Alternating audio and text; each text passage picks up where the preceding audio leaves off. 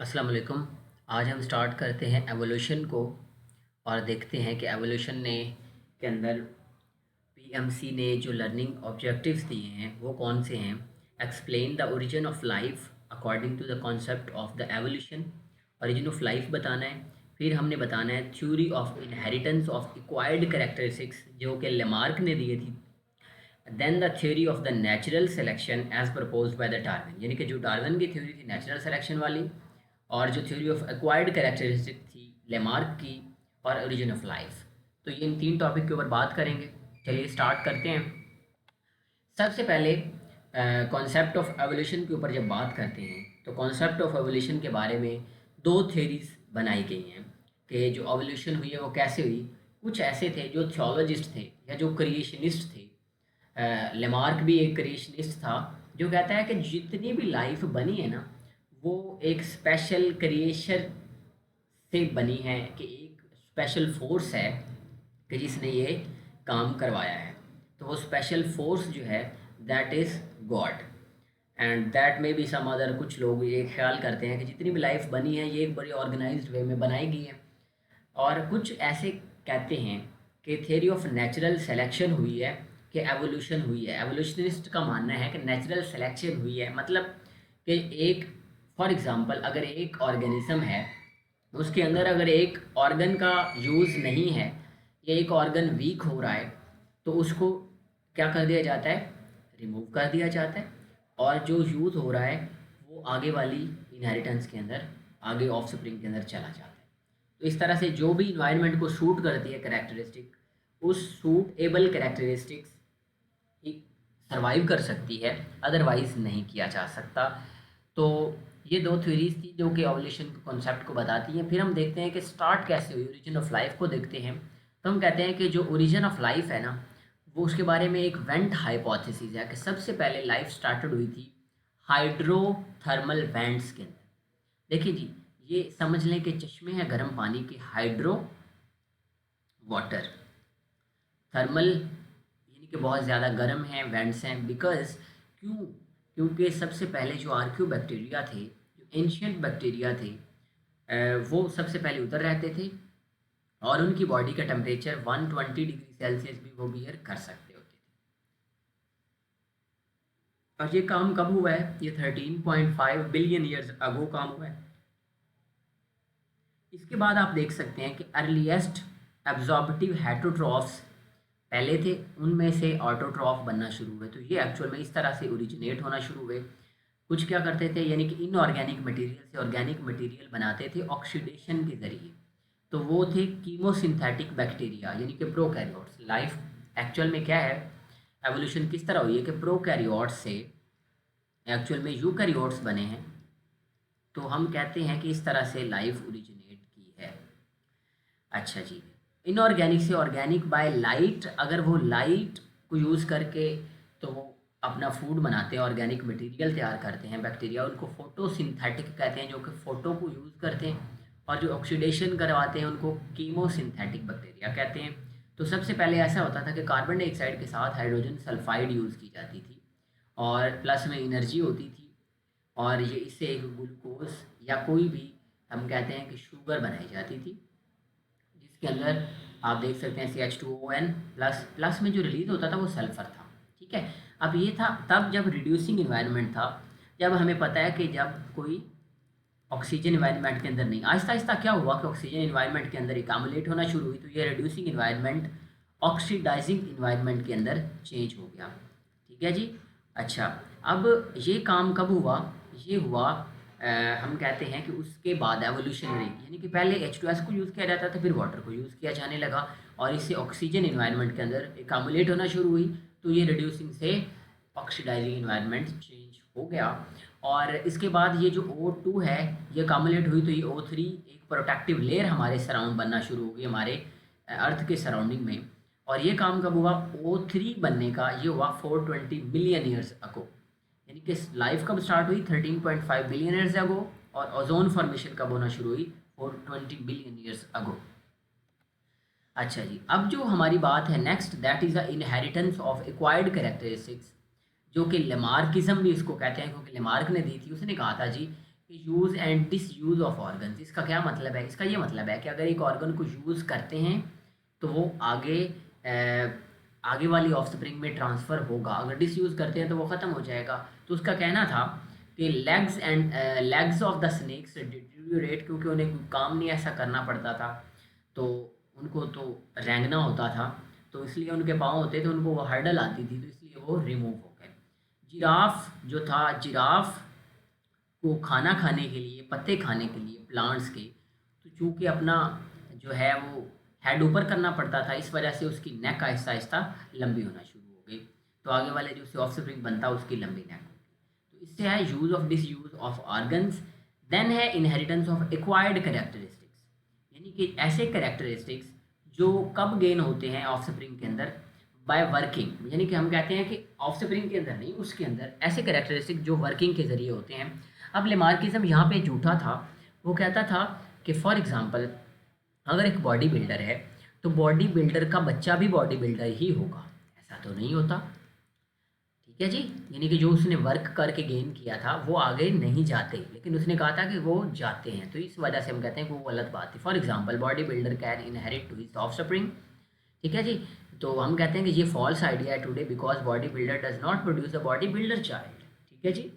अब for example ये एक बॉडी बिल्डर है बस आपको दिखाने के लिए, पर इसका बच्चा बॉडी बिल्डर नहीं होगा ना, खुद एफर्ट करनी पड़ेगी उसको, जब वो बड़ा होगा तो तब जाके वो बॉडी बिल्डर बन सकता है। देन हमारे पास आती है थ्योरी ऑफ डार्विन की। डार्विन की जो थ्योरी थी उसको हम कहते हैं थ्योरी ऑफ नेचुरल सिलेक्शन भी। इसने एक्चुअल में क्या किया था, बीगल का सफ़र किया था, और वहाँ पे एक्चुअल में साउथ अमेरिका के अंदर इसने बहुत सारी फ्लोरा और फाउना की स्पीशीज़ को देखा जो कि गैलापागोस आइलैंड के ऊपर थी, और it's species somewhat related to mainland of America. चूँकि ये अमेरिका का एक आइलैंड था, तो हम कहते हैं कि किसी तरह से ये मेन लैंड ऑफ अमेरिका से तो लिंक करती थी, बट ये यूरोप से डिफरेंट थी इसकी जो स्पीशीज़ थी। तो हम कहते हैं कि इसने क्या किया, इसने वहाँ पे, ये बहुत इंपॉर्टेंट MCQs हैं, ये आपने याद रखनी है बातें। 13 टाइप्स ऑफ फिंचेस को देखा, उनकी बीक शेप को देखा। उसने कहा था कि ये बीक शेप जो है ना, ये मेन लैंड ऑफ अमेरिका से गैलापागोस की रिलेट करती है, बट यूरोप से बिल्कुल डिफरेंट है। इसी तरह से गैलापागोस के टर्टाइज इसने देखा, कुछ सैडल शेप के होते हैं, कुछ डोम के होते हैं, और वो अमेरिका के मेनलैंड से रिजेंबलेंस रखते हैं। कंक्लूड उसने क्या किया, उसने कहा कि evolution is like a tree. उसने कहा कि ये एक ट्री की तरह है, और परसीव्ड यूनिटी ऑफ लाइफ भी उसने बताया। ट्री का मतलब है कि जिस तरह से, अब हुआ क्या, उसने कहा कि चूंकि गैलापागोस जो है उससे हमें यूरोप का बहुत ज़्यादा फ़र्क है। स्टार्ट में जब चीज़ें इकट्ठी थी या इकट्ठे रह रही थी तो वो सही थी। अब जैसे जैसे डिस्पर्स हुई तो क्या हुआ कि वो अब डिफरेंट इन्वायरमेंट में चलेगी, एक डिफरेंट इन्वायरमेंट में चलेगी, एक और डिफरेंट इन्वायरमेंट में चलेगी। तो जो इन्वायरमेंट के अकॉर्डिंग, जो जैसा इन्वायरमेंट था उसने सूट किया, तो उसके अंदर इस तरह से चेंजेस आना शुरू होगी, बट ओरिजिन सबका एक ही है। इसके बाद इसने क्या कहा, ये कहता था डिसेंट विद मॉडिफिकेशन। मॉडिफिकेशन आती रहती है, नेचुरल सिलेक्शन होती रहती है। नेचुरल सिलेक्शन ऑफ अडेप्टेशन और सर्वाइवल ऑफ द फिटेस्ट, यानी कि जो कंडीशन को सर्वाइव कर सकता है उसके अंदर वो कैरेक्टर्स होते हैं कि वो सर्वाइव कर सके, अदरवाइज वो सर्वाइव नहीं कर सकता। हम कहते हैं नेचुरल सिलेक्शन ऑफ अडेप्टेशन और सर्वाइवल ऑफ द फिटेस्ट। देखिए जी, इसके अंदर हम तीन चीज़ें देखते हैं कि ओवर प्रोडक्शन इसको हेल्प करती है सिलेक्शन के अंदर, यानी कि अगर ज़्यादा सारे, हम कहते हैं एक जगह पे बहुत ज़्यादा ऑफस्प्रिंग बने हैं और एक जगह पे कम होगी, तो सर्वाइवल ऑफ द फिटेस्ट इनमें से होगी ना, यानी कि ऐसा सर्वाइव कर सकेगा जो उसको ईजीली उस एनवायरनमेंट को अडॉप्ट कर सकता है। दूसरी बात यह है कि हम देखें स्ट्रगल फॉर सर्वाइवल, कि इस ऑर्गेनिज्म की सर्वाइवल के लिए स्ट्रगल भी है या नहीं है, यानी कि ये नहीं है कि ये तो इनएक्टिव है, ये तो आगे फिर ट्रांसफ़र नहीं होगी, चाहे ये फिर उससे थोड़ी सी कम भी इसके अंदर अच्छी खूबियाँ हैं, बट ये एफर्ट ज़्यादा कर रहा है, अपने अंदर काफ़ी एक्टिव है, तो हम कहते हैं कि सर्वाइवल ऑफ द फिटेस्ट हो जाएगा। अनइक्वल एबिलिटी टू सर्वाइव, सभी की सर्वाइव करने की एबिलिटी डिफरेंट होती है, जो कि हमें इस बात को हेल्प करती है कि नेचुरल सिलेक्शन होती है, और ऐसा ही सर्वाइव करेगा जो फिट होगा उस इन्वायरमेंट को। तब नेक्स्ट जो हमारा मेन टॉपिक है that is the new Darwinism. New Darwinism किसको कहते हैं जी, मॉडर्न सिंथेसिस भी इसको कहते हैं। एक्चुअल में हम कहते हैं कि जब डार्विनिज्म के साथ पॉपुलेशन जेनेटिक्स को भी साथ मिला देना, तो ओवरऑल हमारे पास क्या बन जाती है, न्यू डार्विनिज्म बन जाती है। अब ये वाली बात जो है, इसके साथ और भी काफ़ी फील्ड इंटीग्रेट हो गया, पैलियोंटोलॉजी, फॉसिल्स वगैरह, टैक्सोनॉमी एंड बायोजियोग्राफी, ये आपने याद रखने हैं, ये एमसीक्यू आया हुआ है।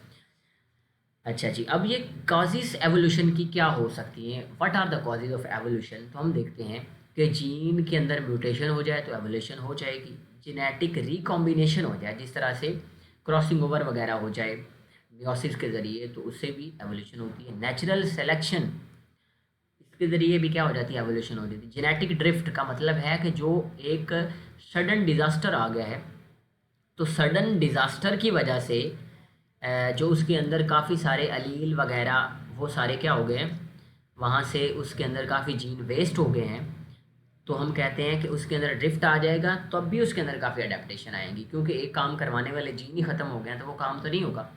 तो इससे भी एवोल्यूशन होती है। इस तरह से रिप्रोडक्टिव आइसोलेशन, यानी कि जब हम उनको, रिप्रोडक्टिव आइसोलेशन का मतलब ये है कि जब आप एक स्पीशी है, स्पीशी की डेफिनेशन आप क्या क्या पढ़ते हैं, group of individual that can interbreed freely and produce fertile offspring. तो जब आप फॉर एग्जांपल इनको वैसे ही सेपरेट कर लेते हैं, इसको बाकी स्पीशी के साथ ये फ्रीली अपने जो है वो गमीट्स का फ्यूजन नहीं कर सकते, यानी कि ये स्पेसिफिक हो गए, तो इनके अंदर जो चेंजेस आएंगी वो बाकी सब जो फ्रीली कर रहे हैं उनके डिफरेंट होंगे। ये कॉजेज़ हैं एवोल्यूशन के। अब हम देखते हैं कि एवोल्यूशन की एविडेंसेस क्या हैं। अब एविडेंसेस के अंदर सबसे पहली एविडेंस जो है वो है बायोजियोग्राफी, और ये first suggested idea of the evolution to Darwin. ये पहला था जिसने उसने बायोजियोग्राफी की वजह से, जैसे उसने बीगल के ऊपर या गालापैगस आइलैंड के ऊपर जो कि अमेरिका का था, वहाँ पे एक्सपेरिमेंट किए और वहाँ पे उसने जो है विज़िट किया, तो डिफरेंट उसने स्पीशी को देखा। आर्माडिलोस आर्मोर्ड मैमल थे जो सिर्फ अमेरिका के अंदर थे, बाकी और कहीं भी नहीं थे। यानी कि जिस तरह से डिवीजन, एक्चुअल में बायोजियोग्राफी का मतलब ये है कि जिस तरह से एक स्पीशी है, ह्यूमन ही है इवन के, तो ह्यूमन भी डिफरेंट जो आइलैंड्स के ऊपर रह रहे हैं उनके अंदर काफ़ी चेंजेस हैं। फॉर एग्जांपल जो साउथ अफ्रीका के लोग हैं वो ब्लैक होते हैं, हबशी होते हैं, और उनके मसल्स बड़े स्ट्रॉन्ग होते हैं और ओवरऑल बॉडी ज़्यादा मैसी होती है, मैस होता है उसका। तो इसी तरह से वेरिएशन आती रहती है इन्वायरमेंट के अकॉर्डिंगली। अच्छा, दूसरी बात थी फॉसल रिकॉर्ड। फॉसल रिकॉर्ड जो है पैलियोंटोलॉजी इसको कहते हैं। एक्चुअल में ये एक स्ट्रॉन्ग विजुअल एविडेंस था कि आप देख के बता सकते हैं, लेकिन इसके लिए एक मसला ये था कि ऑर्गन्स का हार्ड होना बड़ा ज़रूरी है। यानी कि अगर कोई चीज़ सर्वाइव कर सकती है फॉसल रिकॉर्ड के ज़रिए, तो हम तभी देख सकते हैं ना, अगर वो हार्ड है तभी तो उसका फॉसल एग्जिस्ट कर रहा होगा। फॉर एग्जांपल ये मसला आ गया कि प्रोकैरियोट्स है ना, तो अब ये तो बहुत सॉफ्ट होते हैं, बहुत यूनिसेलुलर होते हैं, तो इनके तो कोई हार्ड चीज़ नहीं होती, इसलिए हम कहते हैं कि प्लेओंटोलॉजी एक बहुत ही अच्छा एविडेंस अभी तक नहीं है हमारे पास। और हम कहते हैं कि ओल्डेस्ट नॉन फॉसिल्स जो हैं वो प्रोकैरियोट्स के हो सकते हैं, लेकिन अभी वो हमें मिलेंगे तभी हम उसको प्रॉपरली बता सकते हैं कि ये कितने ड्यूरेशन पहले का ऑर्गेनिज्म है।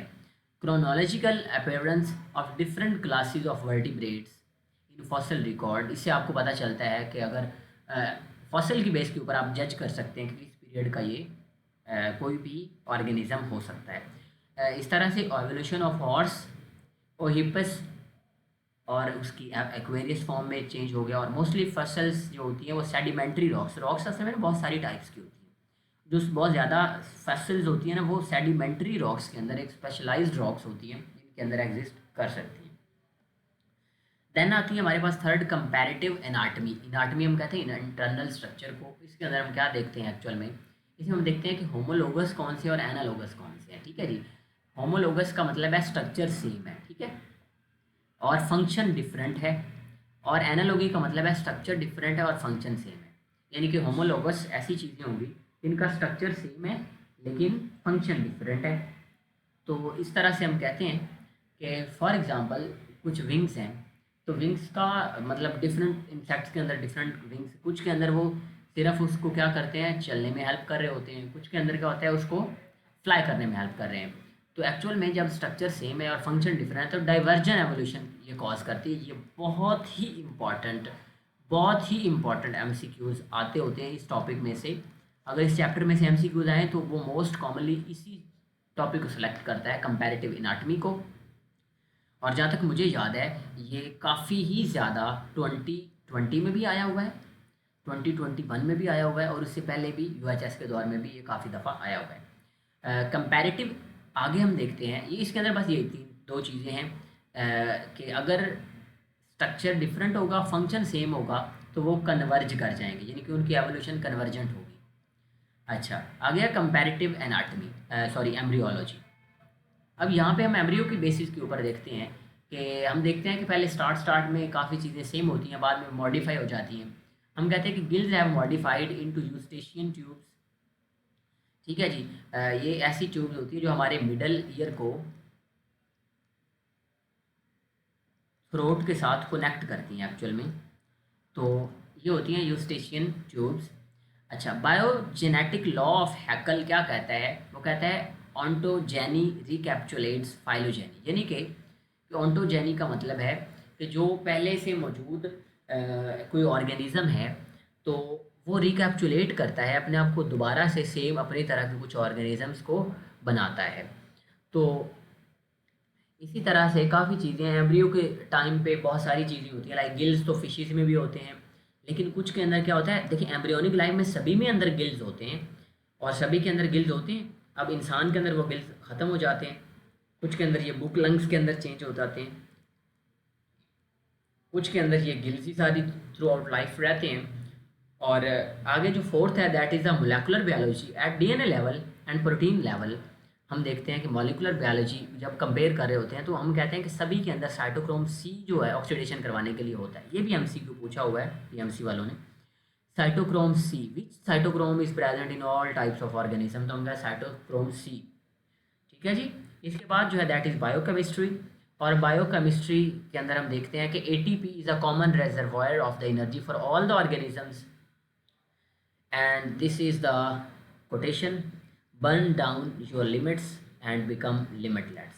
इसका मतलब है कि अगर आपने टाइम सेट बनाया हुआ है कि मैंने सिर्फ इतने टाइम पे पढ़ना है, तो आप कभी भी कामयाब नहीं हो सकते। हमेशा कामयाबी और इतने बड़े कंपटीशन के अंदर आपने अगर विन करना है तो आपको लिमिटलेस बनना पड़ेगा। आप ये ना देखो कि आप 6 घंटे या 8 घंटे पढ़ रहे हो, बल्कि ये देखो कि साथ वाले 14-14 घंटे भी पढ़ रहे हैं, 16-16 घंटे भी पढ़ रहे हैं, 15-15 घंटे भी पढ़ रहे हैं। तो आपने उनके साथ चूँकि compete करना है तो उनसे ज़्यादा पढ़ना है, ना कि आपने ये कहना है कि मैंने 8 घंटे पढ़ लिया that's enough. It's a competitive exam. Thank you.